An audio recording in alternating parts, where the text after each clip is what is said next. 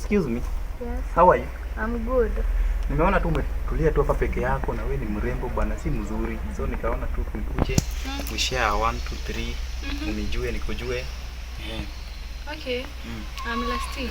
Okay, mimi ni habari sasa. Unajua si mzuri msichana akikaa hivi peke yake, na pia nimeona you are glittering like a gold.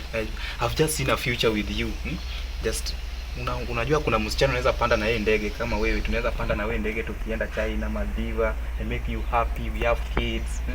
Hata tukienda date na wewe, tukitembea tuende photo shoot, just a happy life. Okay. Sasa nilikuwa naomba juu niko na haraka, kuna mali naenda meeting.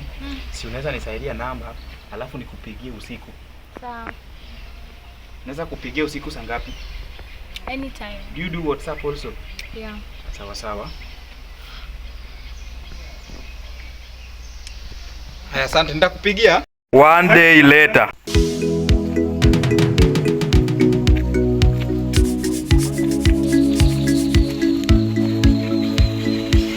Mambo. Poa. Umenibamba tu. You are glowing bana. Okay. Nilikuwa naomba unisaidie namba yako.